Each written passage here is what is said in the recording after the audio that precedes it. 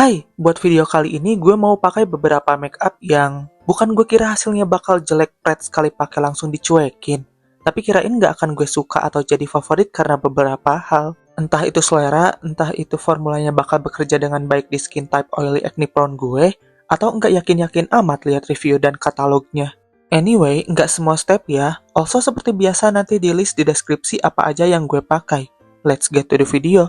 Fokus pertama produknya nanti di complexion cushion. Jadi ini skip videonya dari setting spray dijadiin primer, color corrector, ke spot conceal. Oke, produk pertama yang kita bahas adalah Bloom Matte Cushion dari Bare & Bliss. Ini ada dua alasan sih kenapa gue kira produk ini nggak bakal cocok. Pertama, emang baru akhir-akhir ini gue demen cushion. Sebelumnya kayak, ya whatever, praktis meski isinya dikit.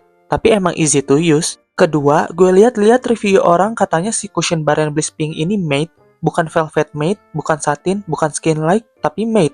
Iya, kulit gue super oily, tapi gue punya spot samping hidung sebelah kanan, kayaknya alergi, I don't know, yang kering ketarik dan kalau complexionnya terlalu matte, kelihatan banget teksturnya. Jelek kayak lo pakein cushion ke singkong goreng. Ternyata enggak and I'm so happy about that. Medium to full coverage. Ini warnanya keterangan sih, kelihatan bedanya sama leher. Meski matte, dia bukan yang kering kerontang super kering ngeletek. Nggak gampang keki juga. Buat ketahanan, dia cukup bagus, bisa awet seharian. Udah gue coba aktivitas keluar sekitar 12 jam. Palingan kalau lo pakai masker dan kacamata kayak gue, dia emang kehapus bergaris di yang ketekan masker sama kacamata. Cuma itu masih sangat normal karena ya keringetan dan Indonesia panas. Overall, I like this cushion. Ekspektasi gue sama Stacy ini biasa aja karena harganya 20 ribuan. Jadi kayak ya udah aja gitu. Mana salah beli shade. Ini super keterangan jadi kita lihat ya gimana hasilnya. But not bad. Matte finish, ngesetnya cukup cepat tapi bukan yang langsung mengering keburu-buru. Di blendnya cukup mudah, coveragenya lumayan lah, medium dan bisa di-build ke full. Teksturnya sendiri pertengahan cair ke creamy. Throughout the day ada creasing, tapi nggak super cepat alias masih oke. Belum pernah gue coba spot conceal atau semuka concealer doang karena ya nggak bisa, keterangan. Also baunya kurang enak kayak bleaching rambut.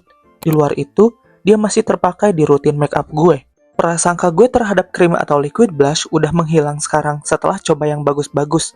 Ini gue nyobain liquid blushnya SK. Beli 2 shade nih, pernah di swatch di tangan. Sekarang nyoba shade Spring Fling, Light Pink Cool Tone. Gue tadinya nggak demen cream blush, soalnya males ngeblend blush dengan jari atau puff. Namun, gue kemudian sadar gabung cream dan powder blush bikin bagian tersebut jauh lebih tahan lama. Si SK ini bukan tipe cair banget, tapi juga nggak kental. Ini di blendnya effortless abis dan mulus kelihatannya, nggak ngeblok gitu. Bisa lo atur apakah mau tipis atau mau jeder blush blindness. Tinggal di-build aja terus-menerus kayak yang gue lakukan di video ini. Pernah gue pakai di bare face warna satunya dan kelihatan natural. So, bisa di muka tanpa atau bermakeup. Warna cool tone pink begini di gue yang warm tone emang cenderung bakal pink ke ungu jadinya. Still look pretty though. Di gue ketahanannya cukup banget, bisa awet seharian. Bagus produknya, I like it, I like it. Ini udah ngalis dan meriset riasan, bukan loose powder melainkan two-way cake OMG. Mungkin karena sebelumnya nyobain two-way cake 50-100 ribuan, jadinya beli ini tanpa ekspektasi apa-apa. Karena cuma 20 ribuan itu, hanya aja, cakep loh. Nggak jauh amat bedanya kayak punya Lux Crime atau Diesel Me. Coveragenya tentu cukup tinggi. Kemampuan blurringnya juga bagus, langsung whoosh. Look good di real life ataupun kamera. Ini cushion tambah two-way cake emang lebih dempul sih, tapi dipakai buat riasan lebih simple pun sangat bisa kok. Oil controlnya terbilang oke, bisa tahan dipakai berjam-jam. Nggak kerasa kering atau gimana juga. Komplain gue paling semoga diperbanyak shade-nya aja. Selain itu, di kulit oily gue nggak ada keluhan lain. Kontur. Kalian mungkin udah tahu kalau preferensi kontur gue adalah warnanya cool tone alias berundertone abu. Sehingga ketika beli punya pink flash karena murah ini, nggak expect bakal sering terpakai. Jelas nyatanya sebaliknya, karena buset deh, lihat udah hit pen sebegitunya. Dia warnanya lebih ke warm tone dan somehow ada hint kemerahan. Untuk daily makeup nggak signifikan banget, nggak jelek kok. Lumayan pigmented sehingga hati-hati pas pakai, biar nggak ngeblok. Buat harganya yang di bawah 20 ribu, menurut gue bisa dipakai buat pemula ataupun yang udah sering pakai kontur. Affordable karena ukurannya kecil, tapi lo pakai kontur nggak bakal banyak-banyak juga. Yang masih bertanya-tanya apakah pengen nyoba kontur pink flash, cobain aja sih, nggak ada ruginya. Eye makeup dimulai dari eyeshadow. Ini produk dari Gogotel's. Lucu amat lihat bulu-bulu packagingnya. Meski karena putih, emang agak gampang kotor. Jujur, gue beli karena packagingnya lucu. Dan yang bikin mengira nggak bakal suka adalah warnanya. Dia isinya eyeshadow dan blush, omong-omong. Sekilas biasa aja, yang eyeshadow cukup oke dan gue nggak ada masalah dengan warna-warna pink. Namun, yang gue khawatirkan adalah blushnya. Dia tipe ombre dan cukup terang. Alhasil mikir, kira-kira bisa kepake nggak di sawo matang kayak gue. Bagian pink dari blush gue pakai sebagai base eyeshadow. Cukup pigmented, si Gogotel's atau Chinese Beauty in general, emang produknya tipe-tipe lebih ke buildable. Di blendnya nggak susah, eyeshadow dan blush mereka agak powdery, terutama blushnya. Jadi ditap-tap aja sebelum pakai. Oh iya, blush palette ini bukan matte blush, ada sheen atau jadinya shimmery blush gitu. Partikel shimmernya kecil, tapi kelihatan setelah di-apply. Ini gue combo dua warna matte untuk di area mirip tadi tapi lebih sempit. Warnanya agak mirip-mirip, jadi nggak terlalu kentara. Karena itu build up terus produknya. Nggak jadi muddy atau jelek warnanya, ditumpuk begini cukup true to the pen dan cakep. Yang bawah agak tebal di ujung. Kalau terlalu ngeblok, blend lagi aja dengan bedak.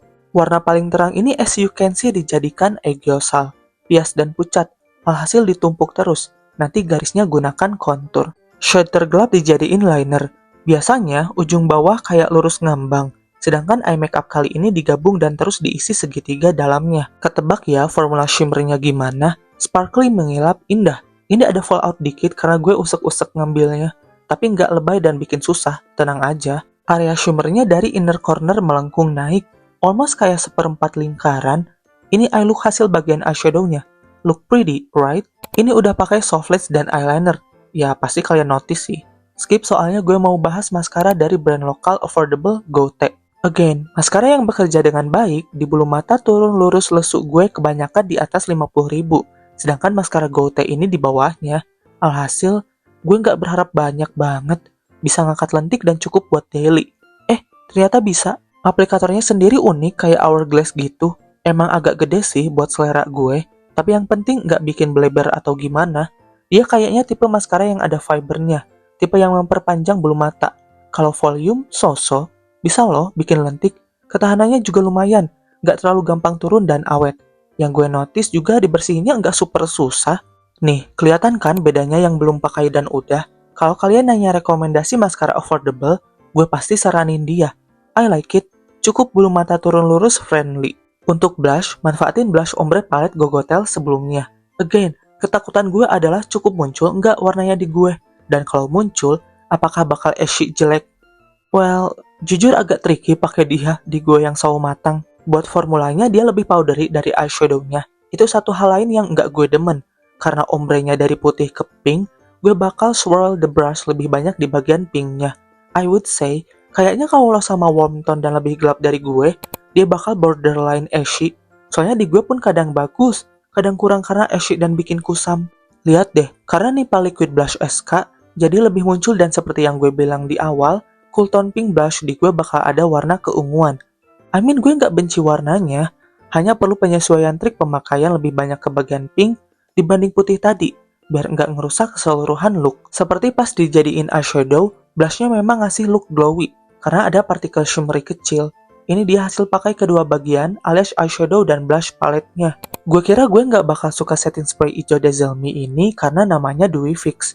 Sedangkan gue kan oil kilang minyak. Langsung mikir, oil controlnya pasti kurang, dan makeup gue nggak akan tahan lama. Terbukti tidak benar teman-teman, dan ini udah botol setting spray mereka ketiga gue. Well, soal oil control memang bukan strong point mereka. Sosok lah biasa aja.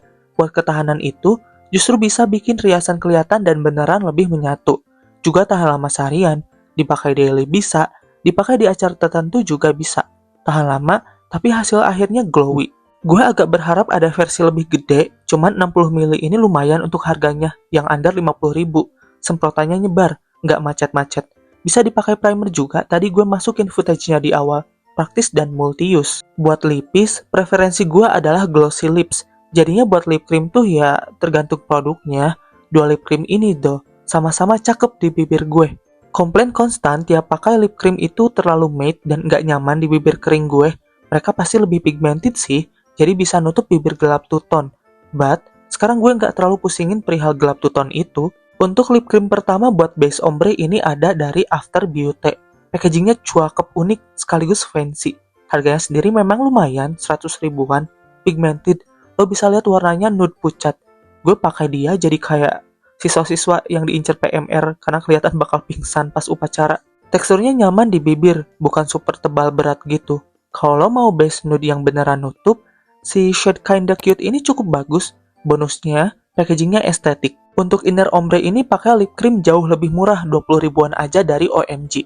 Biasanya gue pakai shade 21 Passion, shade favorit gue, tapi ini pakai 19 Spiced. Warnanya sebenarnya merah ada hint oranye, tapi pas digabung si After Beauty, somehow selalu jadi merah ke pink.